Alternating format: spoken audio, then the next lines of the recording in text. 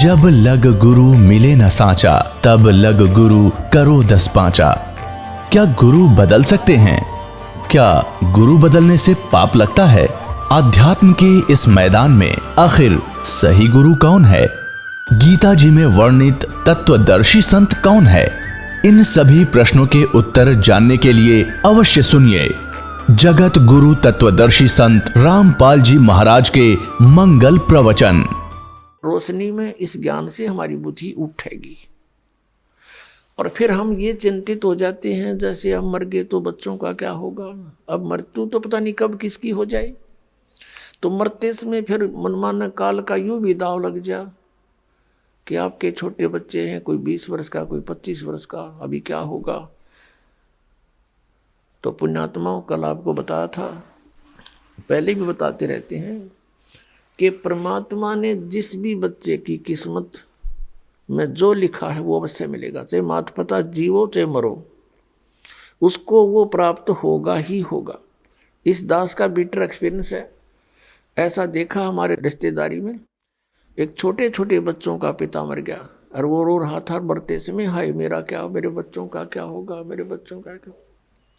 हम भी दुखी थे उस बात से, सचमुच इनका क्या होगा, जब तक इस दास को उपदेश प्राप्त नहीं हुआ था। अब वो तो होना था, हो गया, साल 6 महीने रो पीट के अपना सेट हुए और यहाँ कोई विकल्प नहीं। अब ये दास देखता है भाई जीवित थे और जो जिनका पिता मर गया था, आज वो बच्चे उनसे 21 हैं, हर्ष थी। तो इस दास को जब नाम उपदेश हुआ, ये घटना घट चुकी थी। इस तरह की बातें फिर दास को याद आई और फिर परमात्मा के चरणों में समर्पित हुए। उसी समय कुछ एक ऐसी घटनाएं समाचार पत्रों में, क्योंकि पहले तो हम पढ़ते थे कोई भी कथा, एक वैसे सुन लिया फलाना मर गया, एक्सीडेंट हो गया, लेकिन फिर कलेजे में रखी जाती थी ये बातें जो हम सुना करते थे। एक रोहतक के अंदर एक बैंक मैनेजर था, स्टेट बैंक ऑफ इंडिया का। उसने बैंक लोन लेकर के कुछ अपना संपत्ति जोड़ करके 3.5 लाख रुपए की कोठी बनाई और सन 1983 की बात है। उस समय की 3.5 लाख आज 35 लाख होंगे, ज़्यादा कह दूं तो वो भी कम रहे। और बहुत अच्छा उस सेक्टर के अंदर देखने योग्य थी कि वो कोठी बनी है तो वो बनी है। उसकी मुहूर्त करनी थी, उसने सब रिश्तेदार बुला रखे, वो जंतर मंत्र करनी है, उसके मुहूर्त करनी है बुला रखे, और गुट्टी सूटी लानी है मित्र बुला रखे कि एक भाई वो पंडित जी कर लिया अपने लटोटर पटोटर से, फिर अपना गुट्टी लावांगे, जश्न मनावांगे। अब उस समय उसने कुछ वस्तु लानी पड़ेगी बाजार से। सुबह सुबह मुहूर्त से 1 घंटा पहले स्कूटर उठाकर, 2 व्हीलर स्कूटर, और लेने गया था सामान। मेडिकल मोड़ के पास एक 2 व्हीलर से 2 व्हीलर टकरा गए, स्कूटर से स्कूटर, और वहीं गिर गया। कनपट्टी लगी फुटपाथ पे और लगते मर गया। अब चाट ले उस 3.5 लाख की कोठी ने। अब कुत्ता बनकर सैर सपट्टे करेगा वहीं पर, और उसने कोई घुसन ना दे उसमें। तो इस तरह की जो घटनाएं घटी वो इस दास के हृदय में दरी गई। फिर धीरे धीरे परमात्मा की दया हुई, परमेश्वर ने आशीर्वाद दिया, गुरुदेव ने उपदेश दिया, और नाम देने का आदेश दे दिया, दीक्षा देने का। दास ये सर्विस करता था। सर्विस के दौरान ही सैटरडे संडे को सत्संग करने लगा। 2 वर्ष, सन 1994 में इस दास को नामदान करने का आदेश हुआ। फिर देखा वर्कलोड बहुत हो गया, रजादाता की बहुत भक्त होने लगे, सत्संग बहुत बढ़ गए। दास सर्विस करता था, junior engineer civil, Haryana state की। नौकरी त्याग दी। एक ही काम हो सके था, या तो परमात्मा का आदेश पालन हो सकता है या फिर वो दूसरी नौकरी हो सकती थी। तो उसमें नौकरी त्यागने से पहले मन में बहुत विकल्प संकल्प उठे बच्चों का क्या होगा, कहीं भूखे ना मर जाएं। फिर परमात्मा प्रेरणा देता कि यदि कल तेरी मृत्यु हो जाती है, तू क्या ठेकेदारी लिए बैठा है, इनका पालन परमात्मा ही करेगा। इस तरह की बहुत सी उतार चढ़ाव के बाद फिर परमात्मा ने दया बख्शी या सेवा दे दी, मजदूरी दे दी इस दास को, उसके बच्चों को जगाने की, उन धनियों को जगाने की। दास को एक कुत्ते की ड्यूटी मिली, भौंकने की। आप सभी धनी हो, आप पिछले पुण्यकर्मी प्राणी हो, आपको जगाना इसलिए आवश्यक है कि आपके चोरी हो रही है, आपकी अनमोल जीवन नाश हो रहा है। जो जाग जाता है कुत्ते के भौंकने से आवाज़ सुनकर, वो अपना धन बचा लेता है। और जो उस समय भी गफलत कर जाता है, सोता रहता है, तो सुबह वो देखता है तो उसका बहुत लॉस हो चुका होता है। तो पुण्यात्माओं, ये वो शुभ दिन है, ये शुभ अवसर है जिसके उपलक्ष्य में ये 5 दिवसीय समागम किया गया। फागुन की अमावस्या 17 फरवरी 1988 को इस दास को उपदेश मिला, इस दास का आध्यात्मिक जन्म हुआ। उस दिन के बाद एक नए जीवन की शुरुआत हुई, आत्मा में न्यारी उमंग हुई। दिन रात भक्ति, मालिक की वाणी, सतगुरु का संग करने लगा। सन 1994 में दास ने कभी ये सोचा नहीं था स्वप्न में कि मुझे कोई ऐसा जिम्मेवारी की पोस्ट मिलेगी, दास को ये नौकरी मिलेगी या मजदूरी मिलेगी। कभी भी नहीं सोचा था। दास क्या करता था, अपने आसपास के संबंधी मित्रों को, वैसे जो भी संपर्क में आता था, परमात्मा का ज्ञान सुनाता था, उनको तैयार करके अपने गुरुदेव से उपदेश दिलाता था। सन 1994 के अंदर गुरुदेव ने, मैं कुछ भक्तों को नाम दिलाने लेकर गया था। ऐसे बैठे थे बरंडे में, सामने सैकड़ों भक्त विद्वान थे। उस समय मेरे पूज्य गुरुदेव जी की आयु लगभग 105-6 वर्ष की हो चुकी थी और इतना सुंदर चेहरा था, लाल शरीर था। 104 वर्ष की आयु में उनका चेहरा देखने योग्य था, वृद्ध अवश्य हो गए थे। और एकदम कहा कि रामपाल इधर आ। मैं बहुत पीछे बैठा था, दास की हिम्मत नहीं होती थी उनके सामने, क्यों डर लगता था कि सतगुरु के दरबार में मेरी थर थर कांपे दे और ना जाने किसी बात पर मारा टूट न जावे ने, कोई ऐसी गतिविधि ना हो जाए जिससे गुरु जी क्षुब्ध हो जाए। इसलिए दास बहुत डर कर रहता था। नाम देने वाले आगे बैठे थे, दास बहुत पीछे बैठा था। और भी बहुत से नाम लेने वाले, दीक्षा लेने वाले आए हुए थे और दास भी 5-7 को लेकर गया था, वो भी उन्हीं में विराजमान थे। मुझे पुकारा, में आगे चला गया, बैठ जा, और कहा कि आज के बाद तू उपदेश दिया करेगा।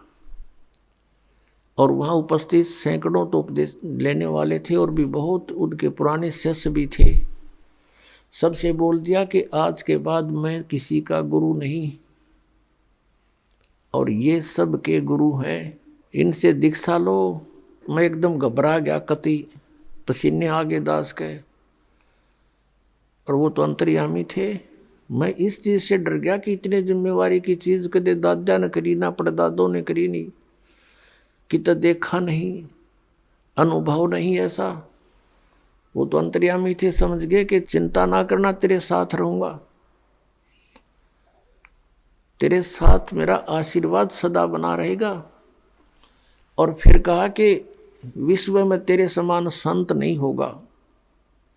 ये सब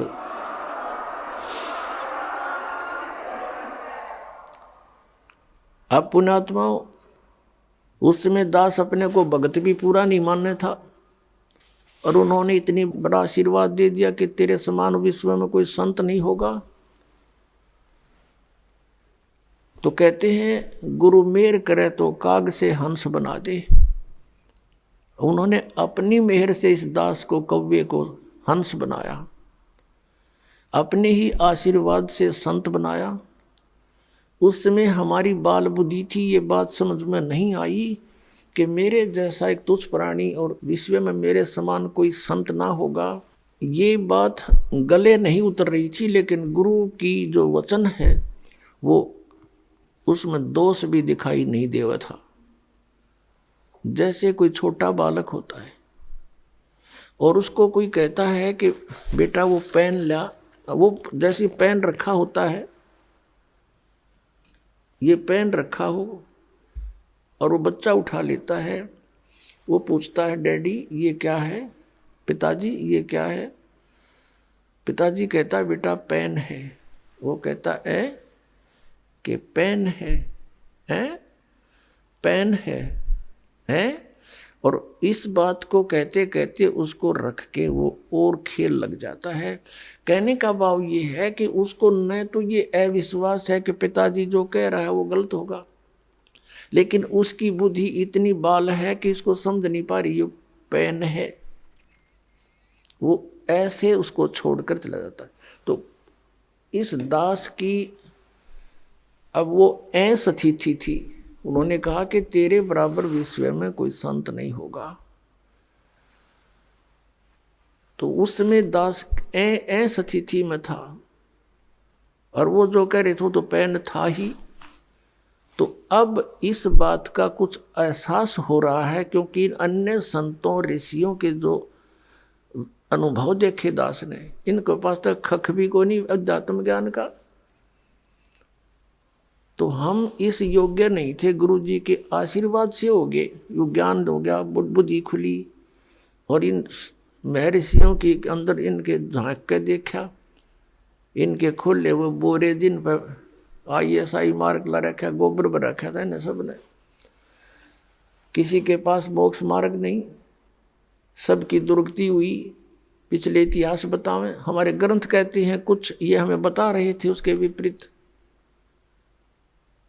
तो ये संत नहीं थे। आज आपके समक्ष है, क्योंकि बुद्धिमान समाज है। तो पुण्यात्माओं, जिस दिन आपका आध्यात्मिक जन्म होता है वो आपका वास्तविक जन्म है इस पृथ्वी मंडल पर।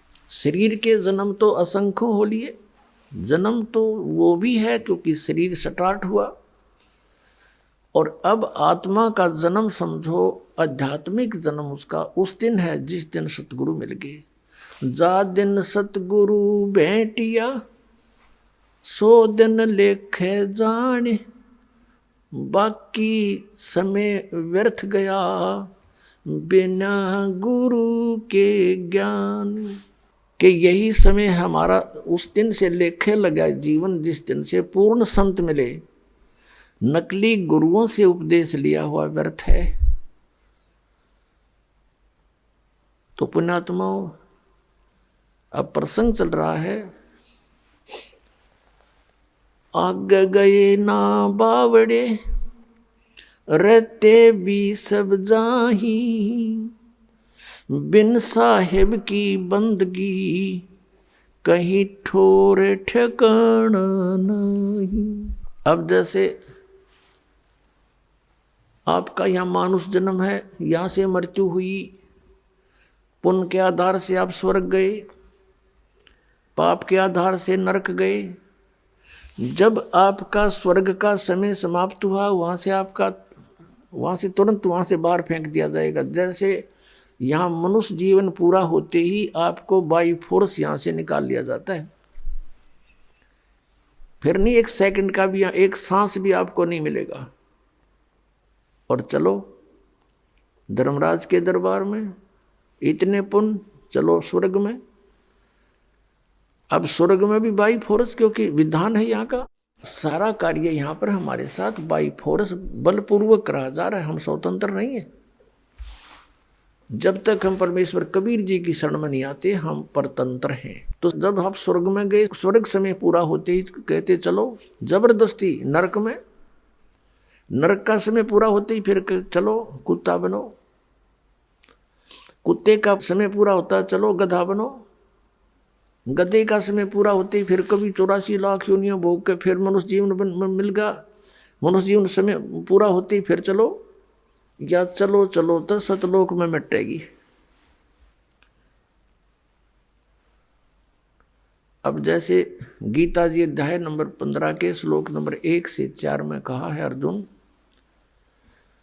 जिस समय तत्वदर्शी संत तुझे मिले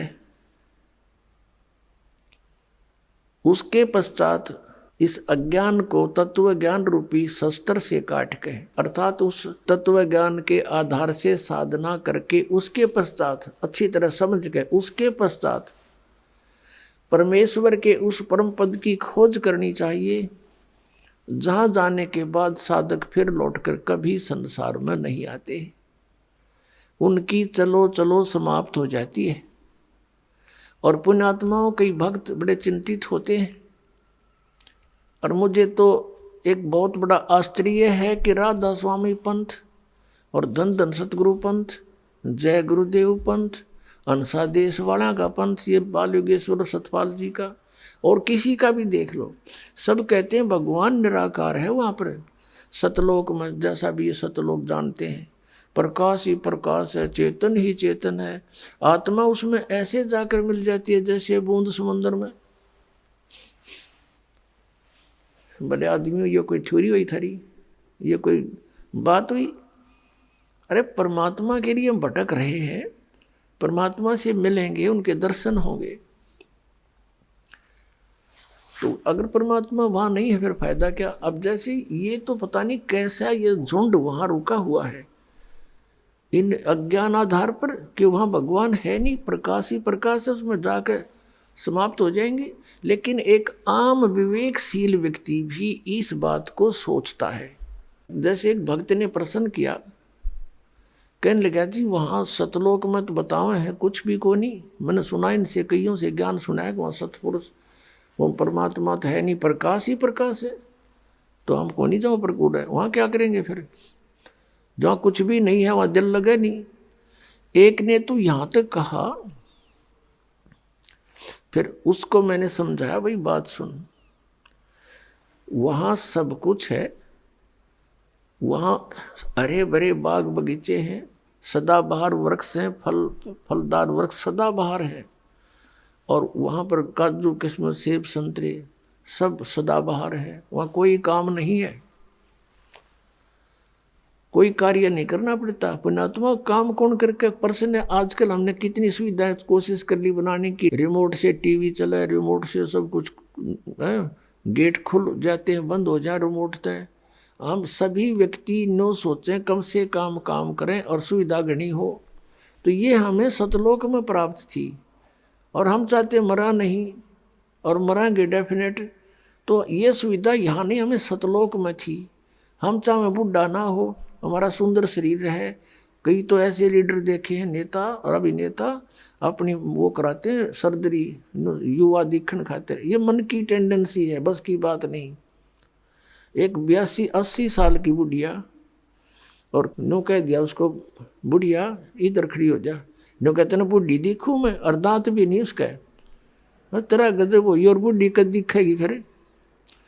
मतलब कहने का भाव ये है कि हम बुढ़ापा स्वीकार करना नहीं चाहते और मृत्यु पसंद नहीं। तो इसका कारण क्या है कि हम सतलोक में थे, वहाँ ये दोनों रोग नहीं थे। गीता जी अध्याय नंबर 7 के श्लोक 29 में कहा है कि अर्जुन, जो उस तत्व ब्रह्म की भक्ति करता है, जो जरा और मरण से छूटने के लिए, जरा माने बुढ़ापा और मरण माने मृत्यु, इसके छूटने के लिए जो प्रयत्न करते हैं वो तत्ब्रह्म से, सारे दात्म ज्ञान से और सभी कर्मों से परिचित हो चुके हैं। वो इस संसार की किसी वस्तु की डिमांड नहीं रखते। तो जरा और मरण तो सतलोक में समाप्त होगा। तो उसके लिए तत्वदर्शी संत की खोज करनी, वो तत्वदर्शी संत जो बतावे उसके आधार से भक्ति करने वाले को फिर वो सुविधा प्राप्त होती है, सतलोक प्राप्त होता, जहाँ जाने के बाद फिर कभी मृत्यु नहीं होती। अब गीता जी अध्याय नंबर 8 के श्लोक नंबर 1 अर्जुन ने पूछा था कि वो किम तत्ब्रह्म, जो आपने 7 में 29 में कहा है, तो गीता ज्ञानदाता ने तीसरे श्लोक में उत्तर दिया 8वें अध्याय के गीता जी में कि वो परम अक्षर ब्रह्म है। तो यहाँ प्रसंग फिर हम उसी स्थान पर आते हैं कि उस व्यक्ति को बहुत समझाया हमने कि वहाँ पर सारी सुविधाएं उपलब्ध हैं, वहाँ दूधों की नदी बहती है, वहाँ दूध खराब नहीं होते, वहाँ ऐसा आहार है। फॉर एग्जाम्पल जैसे यहाँ गंगा का जो जल है ये सतलोक से आया हुआ है, ये इस काल के लोक का नहीं है। तो इससे ही आप आइडिया लगा सकते हो इस गंदे लोक में भी खराब नहीं होता जल, से 10-100 वर्ष रखो इसको कई बोतल में। और आपको एक प्रमाण देते हैं, जो हम यहाँ एक कुंभ रखते हैं जो पाठ करते हैं, और पाठी ठीक ढंग से इसका पाठ करते हैं स्वच्छ आत्मा से, तो वो जल उस मालिक की, उस सच्चिदानंद घन ब्रह्म की वाणी के उच्चारण से उसमें इतनी ताकत है परमात्मा की वाणी में कि वो जल गंगा जल से भी श्रेष्ठ बन जाता है। हमारे पास सन 1995 का एक बोतल में जल रखा है, एक बहन के घर रखा था, हम सत्संग क्या करते गाँव गाँव में नगर नगर में जाके, तो उसके पास रखा था एक बोतल में, लगभग वो 2-3 किलो की होगी। और वो कहने लगी जी हमारे पास वो मंत्र वो रखा है जल, उसका क्या करूं। ये सन 2009 में उसने दिखाया, 1994 का 15 साल का जल एज इट इज रखा है, न्यू का न्यू, उसमें कित कण भी नहीं किसी वस्तु खराब होने का। तो कहने का भाव ये है कि ऐसे पदार्थ हैं वहाँ पर, वो कभी व्यर्थ नहीं होते। नदी बहती है, दरिया बहते हैं, सरोवर भरे हैं दूध और दही सभी प्रकार की मेवा के। तो मैंने उससे कहा कि वहाँ सारी सुविधाएं हैं। तो वो कहने लगा जी मैं तो बिल्कुल नहीं मानूं, मैं आपका उपदेश नहीं लूँ। भाई क्यों नहीं ले हुए? कि ये ज्ञान जो आप बता रहे हो आज तक किसी ने नहीं बताया, और आपकी बात सारी सच्ची दिखे क्योंकि प्रमाणी से बताओ, लेकिन आत्मा मेरी फिर भी नहीं मानती कि वहाँ कोई होगा, क्योंकि आज तक किसी ने यह बात बताई है कोई नहीं, और बताई नहीं तो फिर भक्ति किसने करी होगी, और भक्ति नहीं करी तो वहाँ गया कौन होगा। मैं तो ना जाऊँ क्योंकि मैं हूँ धुन का पक्का, वो कह रहा था, और मैं जिस काम के लगता हूँ मैं पक्का पूरा करके छोड़ दिया करूँ, और मेरी धुन लागी तो मैं भक्ति करूँगा गणी। मुझे चिंता है कि कहीं मैं वहाँ पहुँच जाऊँ और कोई भी ना पावे, मेरा जी ना लागे, मैं ना जाऊँ कति भी।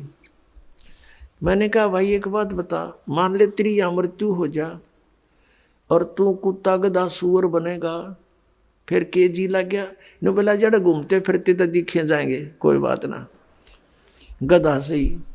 तो हमारी इतनी टेंडेंसी, इतनी वृत्ति गिर गई कि हम इस लोग को इतना पसंद करते हैं कि यहाँ यही ठीक से चाहे कुछ भी हो जाए।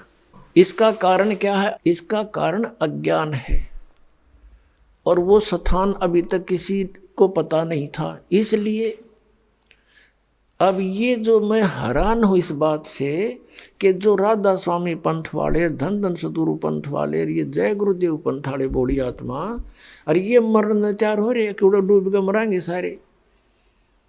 इनकी रुचि राचि ना है, बस वो बैठे इकट्ठे हुए, ये गारंटी देता हूं मैं। जब वहां कुछ है ही नहीं, इनकी रुचि कैसे बन सकती है? चलो वहां चलांगे इधर भगवान, और हम भगवान को देखेंगे, उसके दर्शन करेंगे, आत्मा खुश होगी, और उसके रोम, एक रोम को करोड़ सूर्य मिला दे, करोड़ चंद्रमा मिला दे, इतनी रोशनी है भगवान की। अब जो प्रसंग है वही आते हैं हम कि बिन साहिब की बंदगी कहीं ठोर ठिकाना ना। ये ठोर ठिकाना फिर सतलोक में। श्रीमद् भगवद गीता अध्याय नंबर 4 के श्लोक 32 और 34 का निष्कर्ष है। 32 में कहा कि धार्मिक यज्ञों की, यज्ञ माने धार्मिक अनुष्ठानों की जानकारी सच्चिदानंद घन ब्रह्म ने, यानी ब्रह्मणे मुखे, सच्चिदानंद घन ब्रह्म ने अपने मुख कमल से बोल के जो ज्ञान दिया है वो तत्व ज्ञान है, वो सच्चिदानंद घन ब्रह्म की वाणी है। गीता अनुवादकर्ताओं ने ब्रह्मणे मुखी का अर्थ यहां पर गलत कर दिया। उन्होंने वेद की वाणी लिख दी, क्योंकि ये तो विचलित थे, इनके पास वो मास्टर की नहीं थी या सृष्टि रचना का ज्ञान था नहीं जिससे सब सदग्रंथ खुल सकते हैं, जिस कारण से इन्होंने अर्थों के अनर्थ कर डाले। श्रीमद् भगवत गीता अध्याय नंबर 7 के श्लोक नंबर 18 में अनुत्तमम शब्द का अति उत्तम कर रखा है। बता, छठी कक्षा के बच्चे ने पूछ ले, उत्तम माने श्रेष्ठ, गुड, अनुत्तम माने बैड। और ये बैड का अर्थ गुड लिख रहे हैं, बुद्धि मारी गई इनकी, क्योंकि इनको ज्ञान नहीं था। 18वें अध्याय के 66वें श्लोक में वर्ज माने जाना होता, इन्होंने आना कर रखा है। गो माने जाना होता, उसका कम लिख दिया, आना कर दिया। तो काहे के विद्वान थे ये? क्योंकि इनको ज्ञान नहीं था, अज्ञानी थे। अब प्रसंग चल रहा है कि चौथे अध्याय के 32वें श्लोक में कहा है कि सच्चिदानंद घन ब्रह्म की वाणी में धार्मिक अनुष्ठानों की जानकारी विस्तार से कही गई है, और वो परमात्मा ने स्वयं आकर के ज्ञान दिया है अपने मुख कमल से। वो कबीर वाणी है, और कबीर वाणी को समझने वाले भी कुछ ही संत मिलेंगे, सभी नहीं है। तो चौथे अध्याय के 34वें श्लोक में कहा है कि जो तत्व ज्ञान सच्चिदानंद घन ब्रह्म की वाणी में, कबीर वाणी में है, उसको वो तत्व ज्ञान है। उस तत्व ज्ञान को तू तत्वदर्शी संतों के पास जाकर समझ। विनम्र भाव से प्रार्थना करना, कपट छोड़कर बात करना, वो तत्वदर्शी संत तुझे उस परमात्म तत्व का ज्ञान कराएंगे। अब 15वें अध्याय के 1 से 4 में स्पष्ट किया है कि उल्टे लटके हुए संसार रूपी वृक्ष को, उल्टा लटका हुआ संसार रूपी वृक्ष है, ऊपर को इसकी जड़ है, वो तो परम देव पुरुष है, वो परम अक्षर ब्रह्म समझो, और नीचे को तीनों गुण रूपी शाखा है। और जो संत इस वृक्ष के सभी पार्ट्स बता देगा, भाई जैसे संसार रूपी वृक्ष है, तो फॉर एग्जाम्पल है, तो इसमें मूल कौन है, कौन परमात्मा है, कौन प्रभु है, कौन साहिब है, और तना कौन है, डार कौन है, शाखा कौन है, पत्ते क्या है। सवेदविद, वो वेद के तात्पर्य को जानने वाला है, वो तत्वदर्शी संत है। पहचान बता दी कि ऊर्ध्व मूलम अधः शाखम, ऊपर को मूल वाला, नीचे को तीनों गुण रूपी शाखा वाला, ये संसार रूपी वृक्ष है। जो इसको पत्तों सहित बता देगा, जड़ से लेकर ये कौन विभाग अलग अलग बताएगा, सवेदविद, तो वो परमेश्वर ने स्वयं आकर के अपनी सच्चिदानंद घन ब्रह्म की वाणी कबीर वाणी में बोला हुआ है। अक्षर पुरुष एक पेड़ है, निरंजन वा की डार, और तीनों देवा शाखा है, ये पात रूप संसार। ओए होए, अक्षर पुरुष एक पेड़ है, सरपुरुष वा की डार, इस तरह समझो। जैसे गीता जी को समझना है तो ऐसे समझो इस वाणी को। गीता जी अध्याय नंबर 15 के 16-17 में मंत्रों में कहा है सरपुरुष अक्षर पुरुष, और 17वें में कहा कि उत्तम पुरुष तो अन्य इन दोनों से भी अलग है, वो परम अक्षर पुरुष है, जो 8वें अध्याय के 3 श्लोक में जिसका विवरण है। तो यहाँ परमात्मा ने बताया है कि अक्षर पुरुष एक पेड़ है, और सरपुरुष वा की डार, और तीनों देवा शाखा हैं, ये पात रूप संसार। अब देखिएगा एक बार से, पुण्यात्माओं, आप पहली कक्षा के बालक हो, यानी प्रवेश है आपका आज आध्यात्मिक यूनिवर्सिटी में।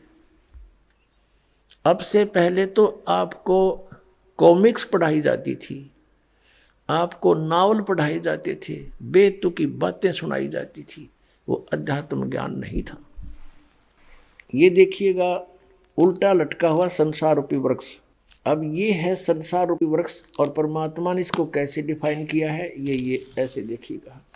सच्चिदानंद घन ब्रह्म की वाणी में क्या लिखा है, कबीर परमेश्वर ने कहा कि अक्षर पुरुष एक पेड़ है, निरंजन वा की डार, निरंजन कहो इसको, सरपुरुष कहो। अक्षर पुरुष एक पेड़ है, सरपुरुष वा की डार, और तीनों देवा शाखा हैं, ये पात रूप संसार।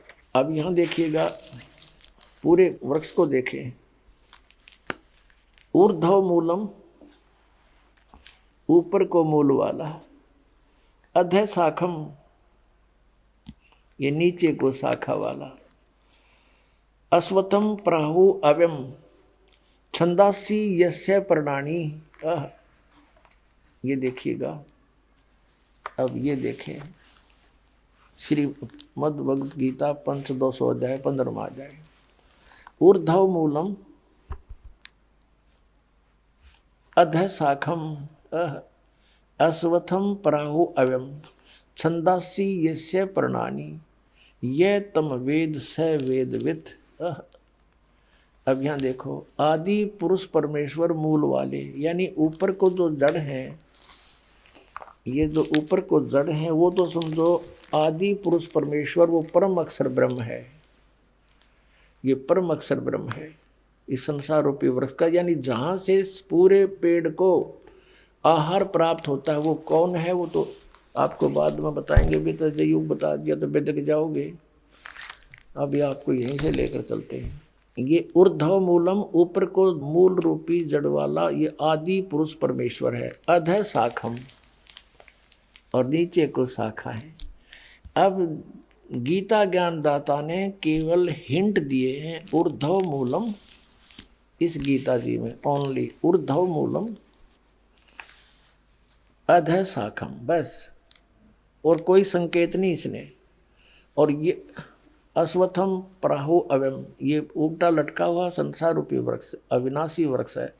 छंदासी यस्य पर्णानि, छंद यानी इसके विभाग और पत्ते आदि इसके छंद हैं, विभाग हैं। और ये तम वेद, या इस अज्ञान रूप में अंधकार में छुपे हुए इस ज्ञान को जो जानता है, स वेदवित्, वह वेद के तात्पर्य को जानने वाला। यहाँ देखिएगा, आदि पुरुष परमेश्वर मूल वाले, यानी ऊपर को जड़ तो आदि पुरुष परमेश्वर परम अक्षर ब्रह्म सत्य पुरुष है। अधः शाखम, यह इन्होंने अधः का अर्थ गलत कर दिया, क्योंकि इनको ज्ञान तो था ही नहीं। अधः का अर्थ कर दिया ब्रह्मा रूप मुख्य शाखा वाले, गलत कर दिया। अब इन देखिएगा, इन्हीं का अनुवाद ये दूसरे श्लोक में, ये दो बार अधः शब्द है, अधः और अधः, इसका अनुवाद यहाँ किया इन्होंने। अधः माने नीचे, अधः माने नीचे और अधः माने नीचे। तो यहाँ अब हम परमात्मा के दिए इस ज्ञान से, बुद्धि से हम इसको ठीक करेंगे। ये प्रथम मंत्र में जो अनुवाद गलत कर दिया, यहाँ पर ऊर्ध्व मूलम, ऊपर को आदि पुरुष परमेश्वर मूल वाले, ये तो ठीक संकेत कर दिया अनुवादकर्ता ने। और यहाँ कर दिया अधः शाखम, ब्रह्मारूप मुख्य शाखा, इनकी बुद्धि ब्रह्मा विष्णु महेश से ऊपर उठी है को नहीं। तो यहाँ लिखना था नीचे को शाखा वाला। संसार रूपी वृक्ष को अविनाशी कहते हैं। वेद जिसके, इन छंद का अर्थ वेद कर दिया, वेद जिसके पत्ते कहे गए। अभी सुनते जाओ, उस संसार रूप वृक्ष को जो मूल सहित तत्व से जानता है, यानी जड़ से लेकर के सब पत्तों तक जानता है, स वेदवित्, वह वेद के तात्पर्य को जानने वाला है, अर्थात वो तत्वदर्शी संत है। इसका ये अर्थ है। फिर क्या लिखा है कि ये उस संसार वृक्ष की तीनों गुण रूप, ये कोड वर्ड है। ये तत्वदर्शी संत बिना परमात्मा की दया बिना नहीं समझ में आ सकते। रजगुण ब्रह्मा, सतगुण विष्णु, तमगुण शिवजी रूपी ये इसकी शाखा है। वो संसार की तीनों गुण रूपी विषय पर वाला शाखा, ये शाखाएं हैं। यही समझो, इतना ही काफी है। इन्होंने तो बहुत कुछ लिख रखा है। नीचे और ऊपर फैली हुई है, और इस मनुष्य लोक में कर्मा के बंधन के अनुसार ये हमें फंसाए रखने की भी मुख्य कारण है। यहाँ मूल जड़ नहीं है। ये ब्रह्मा विष्णु महेश को बताया कि तीनों गुण हमारे को यहाँ कर्मा अनुसार बांधे रखते हैं। वो नीचे और ऊपर, ये ऊपर स्वर्गलोक में, नीचे पाताल लोक में, पृथ्वी लोक पर यह ज्ञान बोला जा रहा है। ऊपर और नीचे, बस सर्वलोकों में नहीं, ये व्याप्त है बस।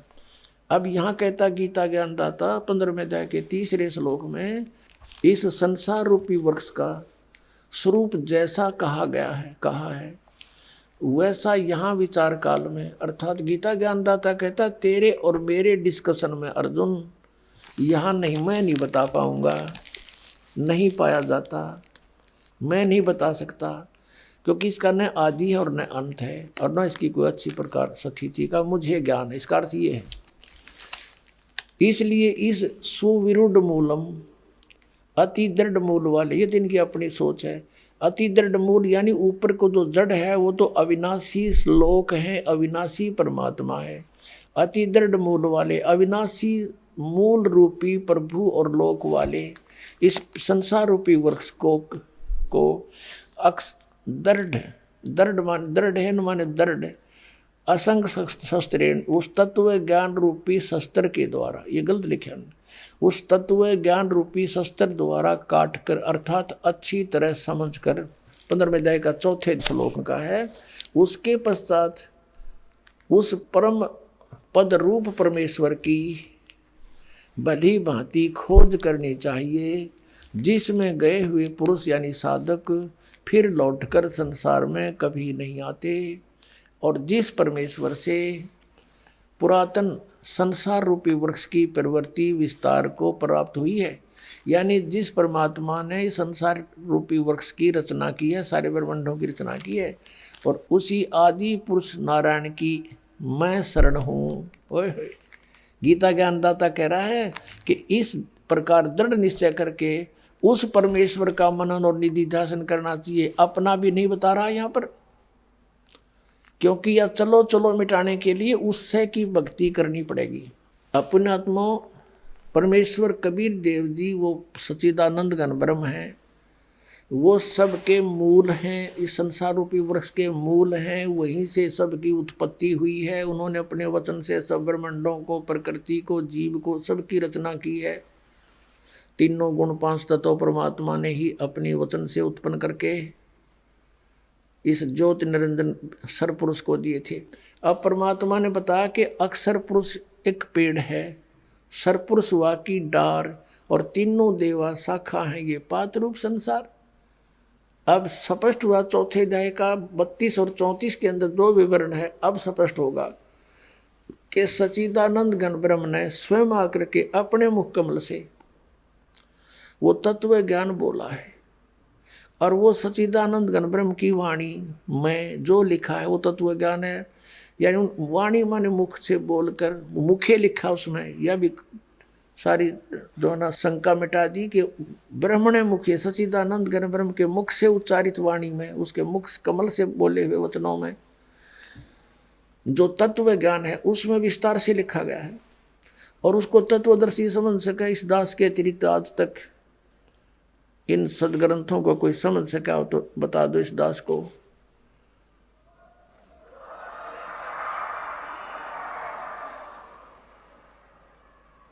पचपन 500 वर्ष हो गए इन पवित्र सदग्रंथों को यहाँ कागज पे लिपिबद्ध हुए को, और आज तक इन सदग्रंथों को ये महर्षि कहलाने वाले नहीं समझ सके।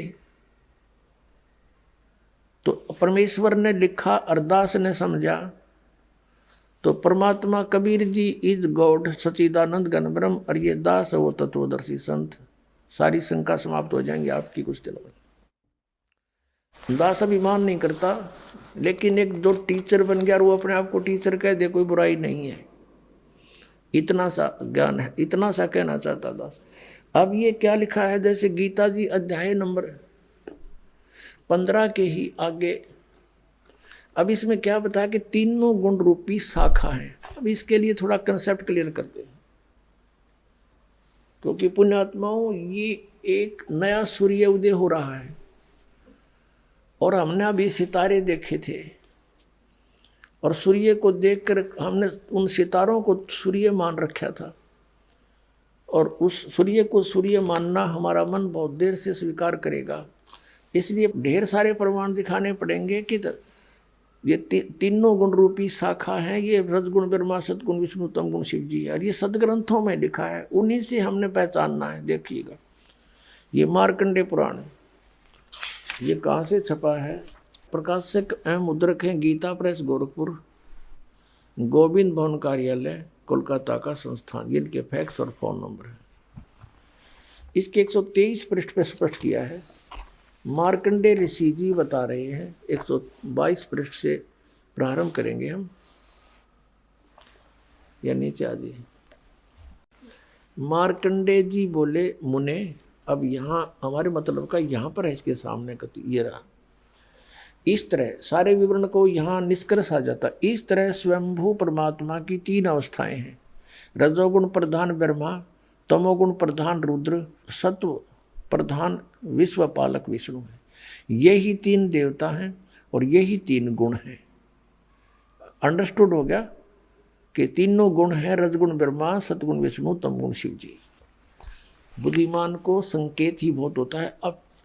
अब श्रीमद् भगवद गीता को अब फिर देखते हैं इन 4 श्लोकों को, और फिर आगे चलते हैं 16 और 17 श्लोक में। ये देखिएगा, ये पंचदश अध्याय 15वां अध्याय है श्रीमद् भगवद गीता का। इसमें से इतना ही लिखा कि ऊर्ध्व मूलम अधः शाखम, ऊपर को मूल, नीचे को तीनों गुण रूपी शाखा वाला। अश्वत्थम प्राहु, ये अविनाशी संसार रूपी वृक्ष कहा गया है। छंदासी यस्य प्रणानी, छंद माने विभाग होता है, छंद अलग अलग विभागों में, और लोकोक्तियों के माध्यम से जो लिखा हुआ ज्ञान वो छंद है, अलग अलग विभाग है। यस्य प्रणानी, ये तम वेद स वेदवित। गीता ज्ञानदाता ने सिर्फ 2 शब्द बोले हैं संसार रूपी वृक्ष के, ऊपर को मूल और नीचे को शाखा, शाखा वाला। और इसमें क्या लिखा है, आदि पुरुष परमेश्वर मूल वाले, यानी जड़ तो आदि पुरुष परमेश्वर है। यहाँ अनुवाद गलत किया है, अधः शाखम, नीचे को शाखा वाला। और तीनों गुण शाखा कहाँ है, ये दूसरे में, उस संसार वृक्ष की तीनों गुण रूप। और ये देखो शाखाएं, ये शाखाएं, ये शाखाएं हैं, तीनों गुण रूप शाखाएं हैं। रजगुण ब्रह्मा, सतगुण विष्णु, तमगुण शिव जी। ये तत्वदर्शी संत के लिए ऑप्शन छोड़ रखा है इसने, वो दास आपको क्लियर कर ही रहा है। तो इसने तीनों गुण भी लिखा है, तीनों गुण रूपी शाखा है। ऊपर को जड़ जो हो अविनाशी परमात्मा, वो दृढ़ है, बस इससे ज़्यादा कहता मैं नहीं जानता। और इसमें स्पष्ट किया है कि उस संसार रूपी पीपल के वृक्ष को अविनाशी कहते हैं, वेद जिसके पत्ते कहे गए हैं। और उस संसार वृक्ष रूप वृक्ष को जो व्यक्ति, जो पुरुष मूल सहित तत्व से जानता है, स वेदवित, वह वेद के तात्पर्य को जानने वाला है, अर्थात वो तत्वदर्शी संत है। ये पहचान भी बता दी। चौथे अध्याय के 32 और 34 का यहाँ कंसेप्ट क्लियर कर दिया। अब दूसरे में 15वें अध्याय के दूसरे में उस संसार वृक्ष की तीनों गुण रूप, रजगुण ब्रह्मा, सदगुण विष्णु, तमगुण शिव जी रूप शाखाएं, विषय पर वाला यानी विकारों वाली शाखाएं हैं। और अधः माने नीचे, ऊपर और नीचे फैली हुई है, सर्वत्र नहीं है। ये गलत लिखा है इन्होंने।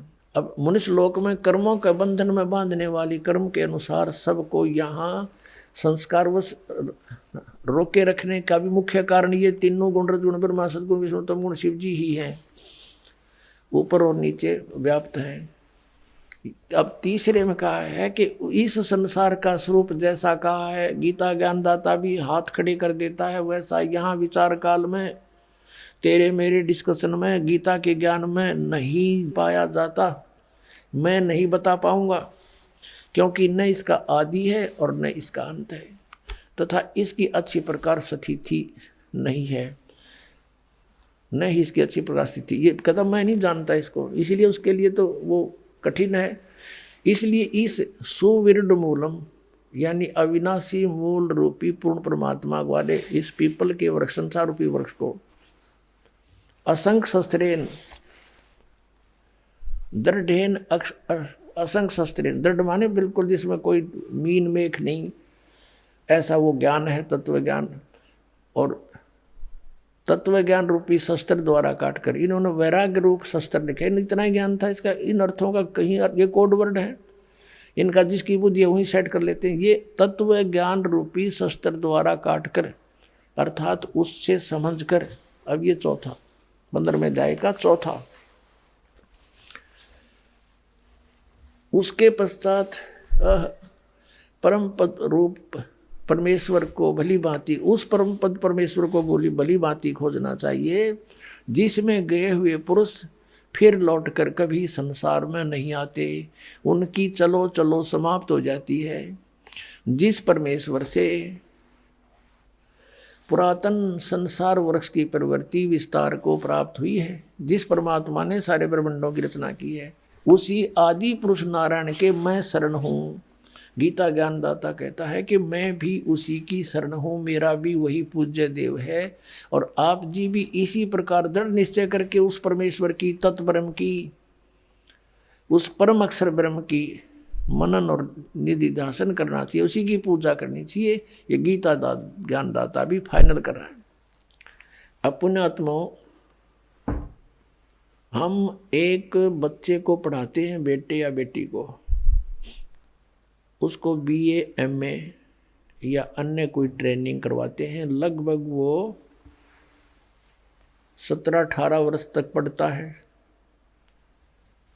और फिर 5-6 वर्ष का वो शिक्षा ग्रहण भी करने लगता है। तो 24-25 वर्ष तक हम बच्चे को फ्री छोड़ देते हैं। किस लिए? कि ये शिक्षा ग्रहण करे और अपनी 2 रोटी का साधन बना सके, नथिंग एल्स। और ये मोक्ष का कारण, ये मोक्ष मार्ग इस जैसा तो कोई इस पृथ्वी पर कर्म नहीं। इस अगर समझ में आपका आ जाएगी, और ये समझ में लाने के लिए आपको परिचित कराया जाता है, बार बार ये ज्ञान सुनाया जाता है, आपके अंदर फीड किया जाता है।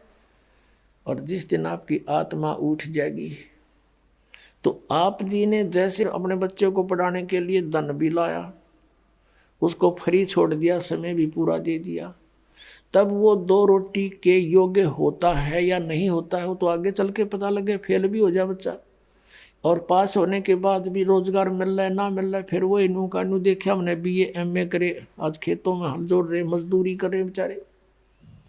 उसमें कोई गारंटी भी कोई नहीं कि पूरी करके ट्रेनिंग फिर कुछ मिल जाएगा।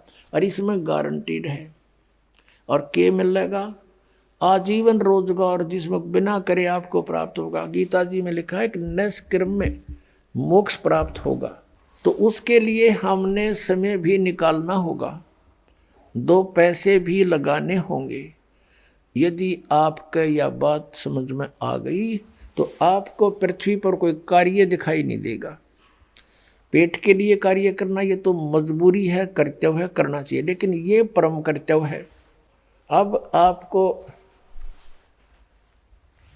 ये वो अनमोल ग्रंथ, वो अनमोल खजाना प्राप्त हुआ जो हमारे ही घरों में दबा हुआ था। और उस खजाने को ना मिलने से हम मजदूर बने फिरे थे, भिखारी बने फिरे थे। कि हनुमान जी का आगा हाथ जोड़े थे, दिए बाबा छोरा दे दे, कोठी दे दे। हर वो हनुमान और आप पर लंगोट मांडा करते, हमने कह देंगे बता।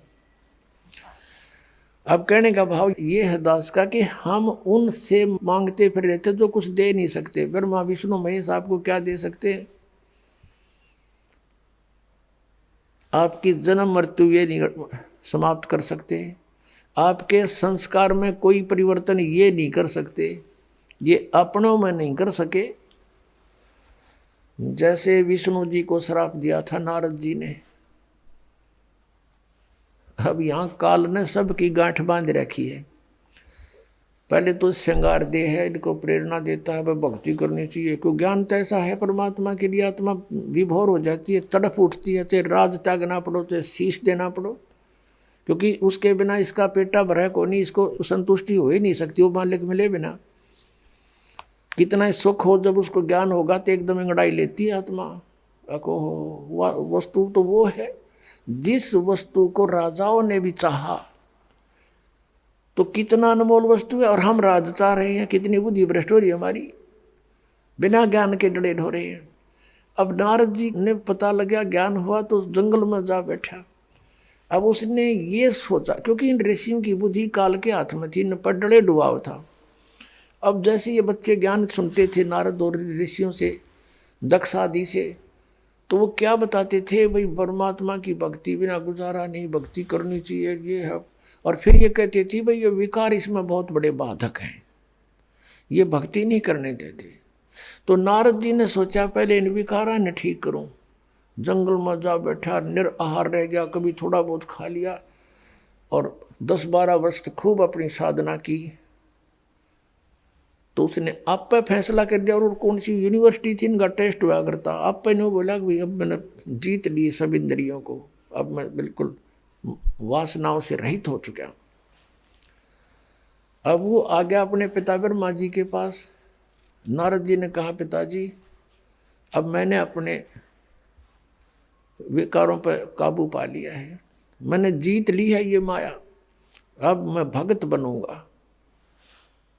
ब्रह्मा जी को तो पता था कि यहाँ पर बुरा हाल है जीव का, और जब जवान बेटा इसको मैं कह दूंगा कि भाई ये तू गलत सोच रहा है, तो मन मान ये गुस्सा हो जा, और गुस्सा होने से इनके पास काल ने ऐसा जुल्म कर रखा है, इनको विषैले सर्प बना देता है। ब्रह्मा को डर था जैतने इसकी अब जो स्थिति में यूं खड़ा है, और एक शब्द भी नो कह दिया कि तू गलत कह रहा है तो मुझे श्राप दे दे मनमान है। यानी इनके पास ये श्राप शक्ति भर देता है काल सिद्धि से, ये इनकी हठ योग से सिद्धि आती है। ब्रह्मा जी चुप रहा ने बोला, बेटा बड़ी अच्छी बात है, लेकिन इस तरह की बातें बताया नहीं करते। अब वो कह तनु था, वो कितने कह देगा विष्णु जी या जी किसी के पास, फिर वो इसकी देही तोड़ेंगे, यानी इसकी विरान मट्टी कर देंगे।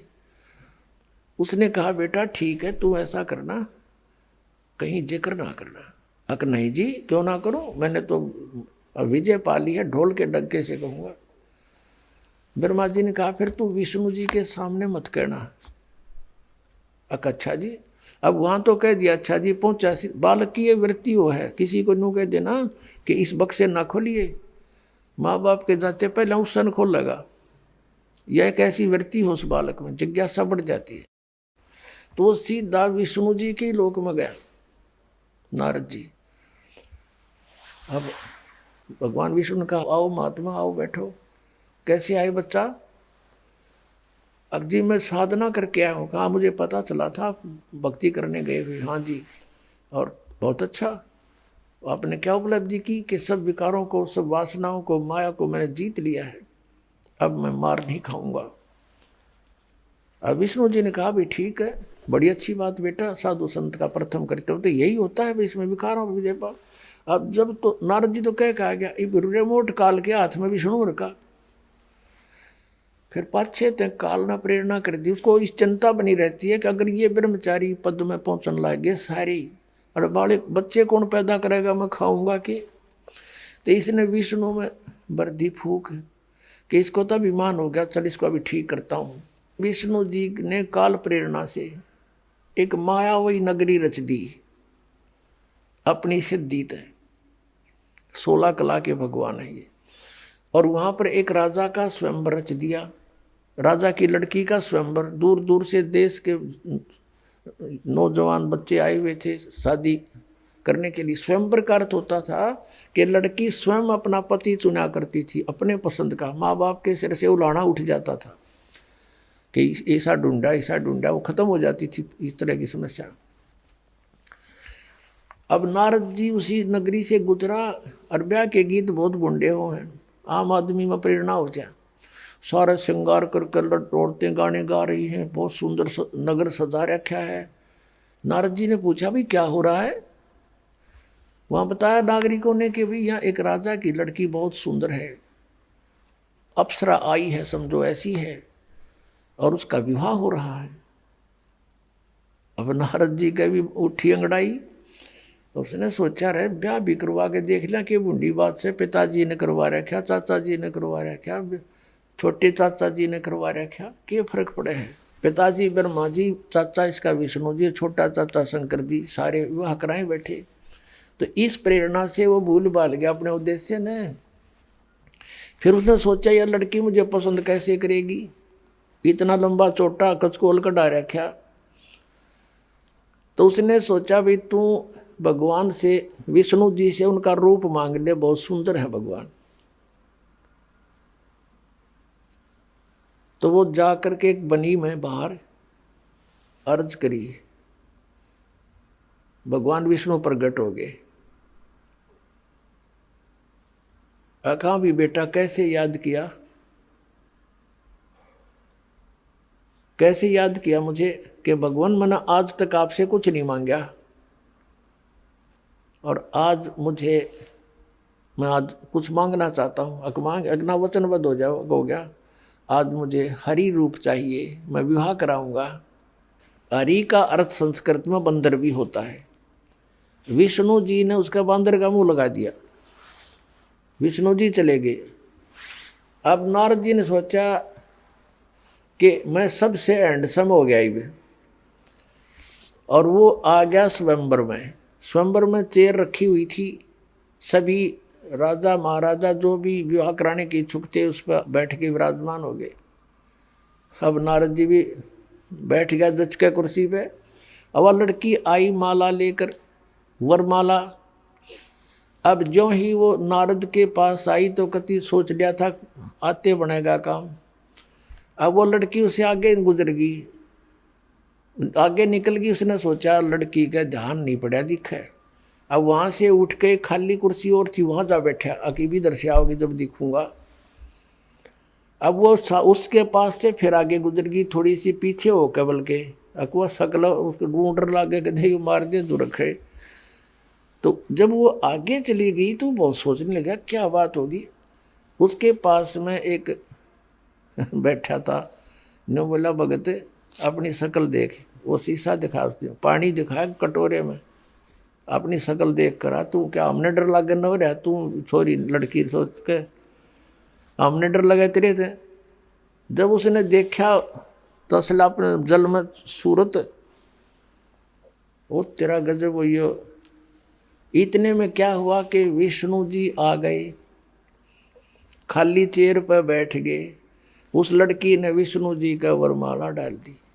अब नारद जी की तो 100 पे सुई गई, एकदम क्रोधित हो गया और 100 गाली सुना दी विष्णु के, तू छलिया है, छल कपटी है, तू किसी को सुखी देख कर नहीं प्रसन्न होता, तो किसी को बसता देख कर खुश नहीं है। और श्राप दे दिया कि तूने जो मुझे बंदर का मुंह लगा है और तू सारी उम्र अपनी पत्नी की, आज मैं एक औरत के वियोग में दुखी हूँ, तू सारी उम्र सारा जीवन एक अपनी औरत के वियोग में गुजारेगा, व्यतीत करेगा।